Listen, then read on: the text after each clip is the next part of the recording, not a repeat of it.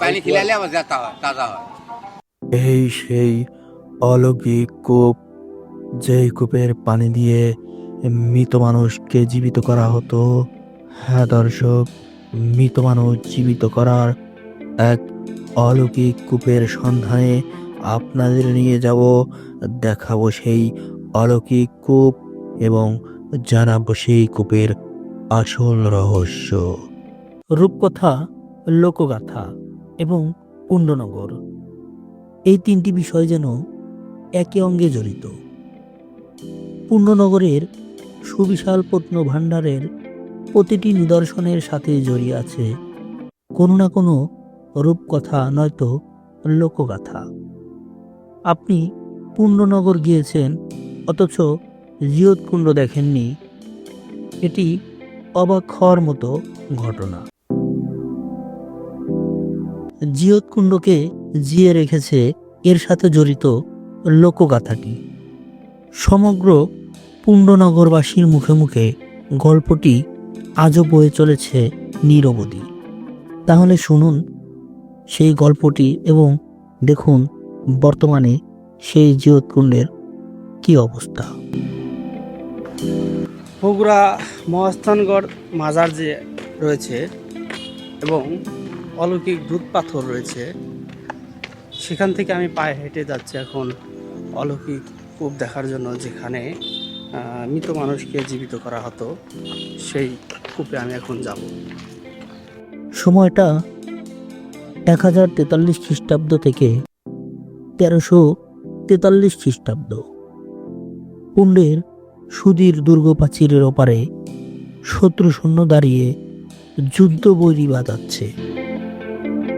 এ তো আর প্রথম ঘটছে না। পুণ্ডের উপর বহিঃশত্রুর দৃষ্টি যুগ যুগ ধরে রয়েছে। পুণ্ডের রাজা পরশুরামও প্রস্তুত শত্রুদের উৎখাত করতে। তবে এবারের যুদ্ধটি একটু ভিন্ন। শত্রুদের অধিনায়ক একজন আধ্যাত্মিক মানুষ, লোকে বলে জবন সাধু।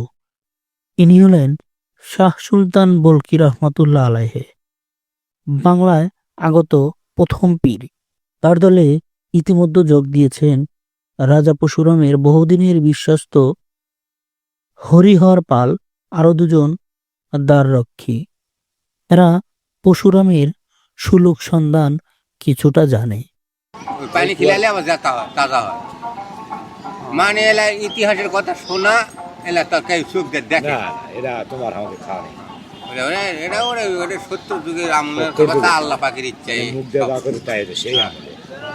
আর ওই কুপতি আবার ওই অত্যাচারের জন্য আল্লাহ পাক নিজের তরফ থেকে মনে করে যে কাকের মুখ দিয়া বলে গরুর গোস্ত দিছে, তারপর থেকে আর কাজ হয়। দেখতে দেখতে আমি চলে এসেছি সেই অলৌকিক কূপের কাছে। অতঃপর যুদ্ধ শুরু হলো। দুপক্ষের সেনা সমানে সমানে হতাহত হচ্ছে। চারদিকে মার মার রব। পরশুরামের সৈন্য যারা শত্রু আঘাতে ভবতিত হচ্ছে, অন্যরা তাদের টেনে হিসড়ে দুর্গের ভেতর নিয়ে যাচ্ছে। কিছু সময় অতিবাহিত হলে শাহ সুলতান লক্ষ্য করলেন পরশুরামের সৈন্য যেন কমছেই না। হরিহর পালের তলব পড়ল সুলুক সন্ধানের জন্য। শাহ সুলতান জানতে পারলেন গোপন রহস্যটি, পরশুরামের অজয় থাকার কারণটি। পুণ্ডের দুর্গের ভেতর রয়েছে এক আশ্চর্য কূপ, যাকে জিয়তকূপ বা অমরকুণ্ড বলে। মৃত সৈন্যদের উপর সে কূপের জল ছিটিয়ে দিলেই সে আবার জীবিত হয়ে যুদ্ধে যোগ দিচ্ছে। দর্শক, আমি এখন দাঁড়িয়ে আছি সেই অলৌকিক কূপের পাশে, যে কূপে নাকি মৃত মানুষকে ফেলে দিলে জীবিত হয়ে ফিরে আসতো। শাহ সুলতান বলকি রহমাতুল্লাহ আলাইহে চিন্তিত মনে ভাবতে লাগলেন, কি এই সমাধান? সহসা একটি সমাধান পাওয়া গেল। নিজের পোষা চিলের ঠোঁটে এক টুকরো গরুর মাংস দিয়ে বুঝিয়ে দিলেন কাজ।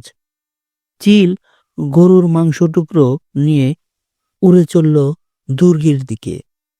জিয়ত কূপের উপর দিয়ে উড়ে যাবার সময় গরুর মাংস টুকরো ফেলে দিল চিল। টুকরোটি জিয়ত কূপে পড়া মাত্রই সমস্ত অলৌকিক শক্তি হারিয়ে ফেলল এবং তারপর যুদ্ধে পরাজিত হলেন রাজা পরশুরাম এবং পুণ্যনগর দখল হল মুসলমানদের হাতে, অর্থাৎ শাহ সুলতান বলকি রহমাতুল্লাহ আলাইহের নেতৃত্বে পুণ্যনগর মুসলমানদের আয়ত্তে চলে আসলো। এই অলৌকিক জিয়তকুণ্ড দেখতে দেশের বিভিন্ন স্থান থেকে প্রতিদিন অসংখ্য দর্শনার্থী এখানে আসে এই কূপটি দেখতে এবং পরশুরামের প্রাসাদটি দেখতে।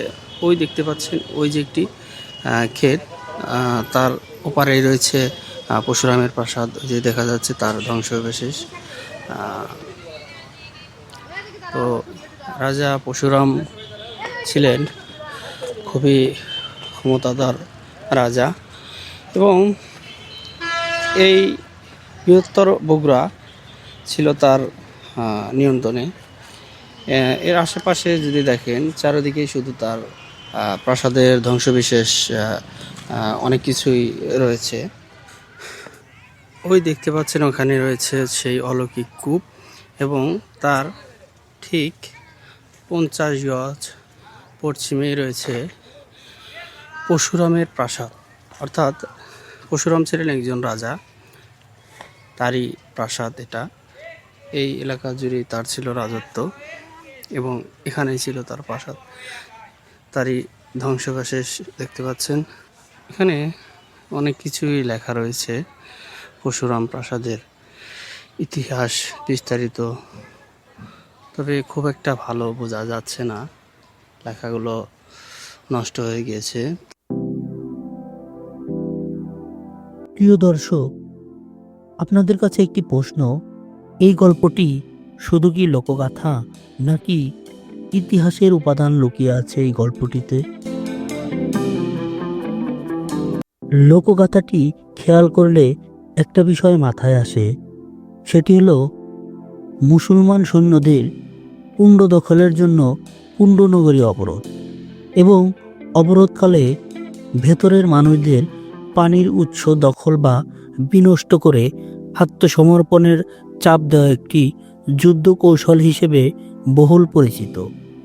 সে হিসেবে জিয়ত কূপের মৃত ব্যক্তিকে জীবিত করার ক্ষমতা না থাকলেও পিপাসা মেটানোর ক্ষমতা ছিল, তাই কূপটি দখল বা বিনষ্ট হওয়া পুণ্ডনগর মুসলমানদের একটি কারণও হতে পারে। আবার পুণ্ডে তন্ত্রের প্রভাব খুবই সুস্পষ্ট। পরশুরামের বোন মতান্তরে কন্যা শিলাদেবী তন্ত্রসিদ্ধ বলে প্রসিদ্ধা। তন্ত্রে অধিকারের কারণে শিলাদেবী পূজ্য দেবীর স্থান পেয়েছেন পুণ্ডে এবং একে কালের অংশও বলে মনে করা হয়। সুতরাং কূপটি যে তন্ত্রসিদ্ধ জলের কিনা সেটি ভাববার বিষয়। তাই লোকগাথার আড়ালে এসব সত্যটি নিহিত হয়ে রয়েছে বলে মনে করি। সর্বশেষ খেয়াল করলে দেখবেন পুণ্ডে মুসলমান আগমনের পেছনেও খলনায়কের ভূমিকায় পাল পদবীধারী হরিহর পাল এবং সনাতন ধর্মাবলম্বী অনেক হাত রয়েছে। জিয়তকুণ্ডর ঠিক উত্তর পাশেই একটি সাইনবোর্ড টানানো আছে, সেখানে কিছু গুরুত্বপূর্ণ কথা লেখা রয়েছে। জিয়তকুণ্ড নামে পরিচিত এই কূপটির উপরিভাগের ব্যাস 3.86 মিটার। এখানে অনেক কিছুই লেখা রয়েছে। এখানে যদি আমি দেখাই, এটা অপেক্ষাকৃত সাম্প্রতিক কালের তৈরি এবং খুব সম্ভব তথাকথিত পরশুরামের প্রাসাদের সমসাময়িক, অর্থাৎ 1800 থেকে 1900 শতকের।